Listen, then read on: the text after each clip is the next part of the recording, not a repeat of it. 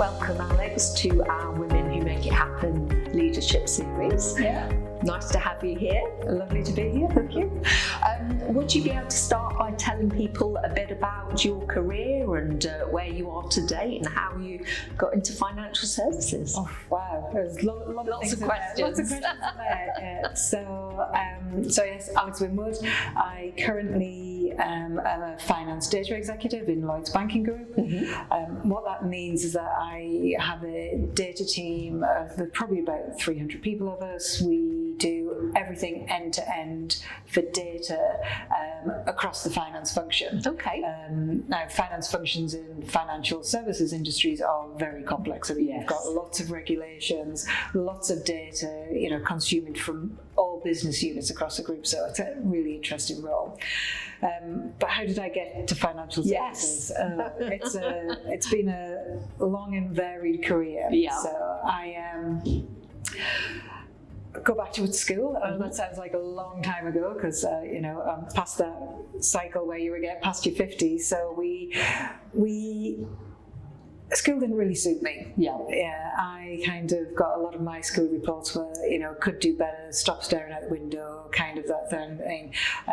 Later in life, I found out why my school reports were like that. But because of that, I didn't go to university. Yes. I went straight into a YTS, it was called at the time, but it's actually an apprenticeship that we have now. Absolutely.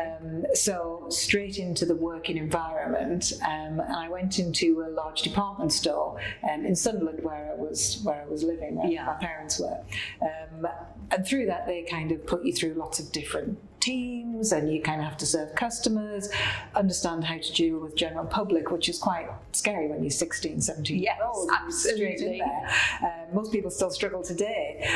So we went into that, and in my last rotation I was doing window display, so like dressing dummies and seeing where it was. And when it came to that, I was like, actually this really nice, but not for me. So I started to look for a temp role somewhere. And found a temporary role in an accounts payable department in a manufacturing company. Okay. And that's what kind of got me into finance. Yes. But in the manufacturing environment. And I guess since then, I have had, when I last counted, including this role, 26 different roles. Wow. That have taken me through manufacturing, retail, and then into financial services, where I've probably spent a good 20 years of my career in financial services. Yes. But the journey around there has been, varied to get to the financial services sector. Yeah. Excellent. So were there any people that stood out along the way, any female leaders that you aspired to be? Yeah, it's there were definitely some who I didn't want to replicate. Yeah, and that probably has a bit of indictment around about how female leaders thought they had to behave when I was coming through my career journey. It was, try and be a bit hard, try and go toe to toe with your male counterparts. Yes. And obviously, as a young, impressionable female, you're kind of like, right, is that how I need to behave? Because it's not really, it doesn't fit with who I am. No. So there was a few who I definitely saw I didn't want to be like, and then there were elements of different people who I kind of look up to. When I used to work at MBNA Credit Cards, there was a really good, the CFO there was very capable, a lady called Michelle Green, a lady who I used to work with called Ellen Caulfield, who was a really good leader. So both those had different aspects that I really liked about being able to read the room and then being able to organise work as you go forward. But my mum was a big influence as well. Oh, that's nice. She was the main stable breadwinner in our family, because my dad was an entrepreneur, so he was kind of doing lots of things that either failed or succeeded, whereas my mum worked through and went in the management chain in the House of Fraser. Yes. So she kind of used to run a whole store, so seeing her go out to work was actually I think that's what I want to do. Big inspiration. Big inspiration. Yeah, I think it's nice when you've got that inspiration at home. Yeah, and kind of seeing the impact on what it does. You kind of recognise that you can't have it all. Yes. You know, and that's one of the things that we struggle with as female leaders. We think we have to be all things to all people. Yeah. And seeing how my mum did it was kind of gave me the confidence that actually, you know, you'll make it work, whatever you kind of get to.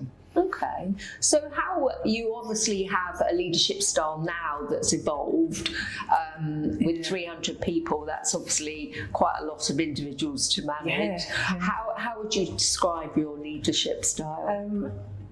I would describe, I'm going to use a word that everybody uses, authentic. Authentic and relatable. Yes. Even though I've got a lot of people, I do try and meet everyone individually at once during the year to kind of just have a chat, see how they're doing, what's their friends' family situation, how are they feeling, which means I'm seeing someone every day. Yes, for the year, with 300 people. But it's good because, you know, being a leader, you don't want people to kind of just think that, oh, I can't talk to them about, you know, something that's on my mind, whether it's about work or whether it's about personal. So really having that connection with the team is part of what I try to do now. I guess one of the things that I saw from one of the leaders who I wouldn't follow was they used to come into the office every day and didn't even say hello to their team when they walked past them. Oh, no. And I was just, that's just, you know, it could have had a lot on the mind and things as they go through, but every single morning, and it was just, actually, I don't want to be like that. I want someone who can feel they can come and say hello and ask the question that's on their mind. Yeah, it's much nicer now, isn't it, in the environment where people are more accepting of that empathic. Definitely. I think COVID had a lot to do with that, right? We did it was starting to get there, but during that COVID period, and it just really accelerated the fact that you can go to work and be yourself. You don't need to pretend to be anybody else, because we saw it all on camera when we were working remotely. This is true. All warts and all. All warts and all. So has there been a standout role for you yourself? I think the role that I really enjoyed, there's probably been two roles that I've really enjoyed. One was in a previous company, MBNA, where we were, you know, it was a big credit card company, and therefore you have to really understand how customers interact with the credit cards. Yes. And so the role I was in was kind of a coup role for the finance function. So it was not looking at the P&Ls and the balance sheets and all that, but actually understanding how the finance team worked within that environment. Okay. To think about the tools and data they use, the processes they use, what type of skill set do we have, and that was a really interesting role, because you could touch on everything, but still understand how they impacted how financial services worked, because of the daily stats you need to look at, what kind of cash flows do we need to have. So it was that was a really interesting role for me. And then I think my second one, which kind of led me into the data environment, was I used to, in group transformation in Lloyds at the time, we needed to understand how we were moving forward in our change environment. So what were we spending our money on? How could we see the investment we were putting into making financial service products for our customers? How was that going to go, and what were the targets we were achieving? So trying to build out dashboards and data and MI around about how to monitor that progress was probably another second favourite job. Though I should say this one is my favourite, shouldn't I? Oops. Well, I think there are favourites, and there are roles that you do because they're a nice challenge, or you do roles for different reasons, don't you? And I think part of it shapes you, isn't it? You take the ones that you really like, you've taken something from them. Absolutely. The first one is around about thinking more holistically about what happens in the financial service industry, not just in that finance function, but understanding your part in the ecosystem. And then the second one was really around about the power of data and how you can get better at storytelling and use that. So I think both of those kind of had a big influence in terms of kind of how I approach things as a leader now. Yeah. So what exciting challenges do you have in your current role? Oh, exciting challenges. So we've got, financial services is moving forward in AI. Absolutely. It's all that everyone talks about. And especially within a finance function, you're kind of actually people just look at it and go, it's back office functions. We'll just AI it all, and it's kind of like it is never that easy. It's not easy. So really trying to understand how we can work alongside the technology capability that's available that allows the finance function to support the business units at the front end who are supporting the customers, because at the end of the day, we want to make sure that we are offering the right products at the right price to as many people as possible. Yes. And therefore, where you can use your scarce resources, which are people, in the best way, rather than them doing repetitive tasks, that's where the golden nuggets will be. Yeah. So I'm really looking forward to seeing how that shapes up over the next year or so. Fantastic. And do you have a diverse team? How have you... Yeah, there's you have to have a diverse team, right? Yeah. I think when you first came into the industry, it was all around about you had to have a degree, you had to have your professional qualifications, you had to have done 10 years experience.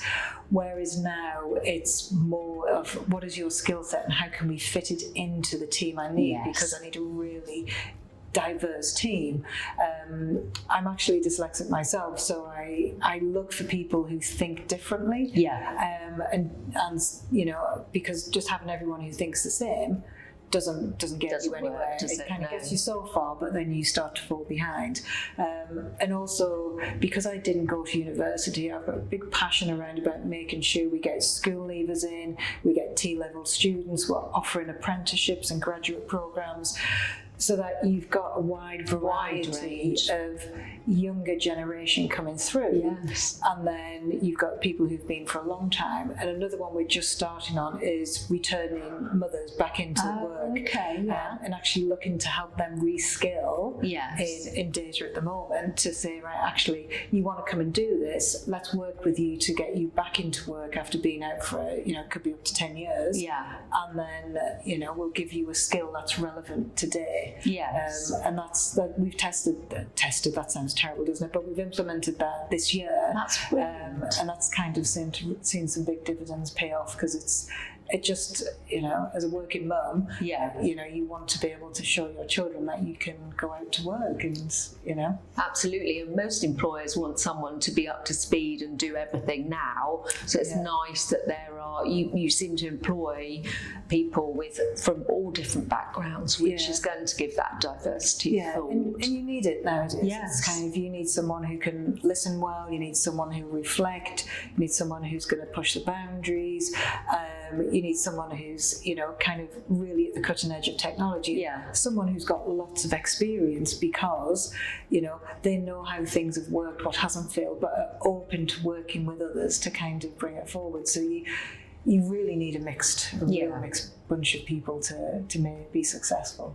And I like it. It's almost like paying forward by employing working mums that have perhaps been out of that. It's a big shock, isn't it, going back after maternity leave? But when you've had such a large chunk out, the whole world of work is very different than what it was 10 years ago. Very different, for example. And I think we've seen that, and we kind of try to make sure there's a community around to support them, because when you've just been solely focused on one thing at home, which is bringing children, which is massively important, coming in, you're kind of like, right, your perceptions of from when you left work 10 years ago, and now you come back in and go, actually, people are just going to look at me and think I'm not going to be able to do this.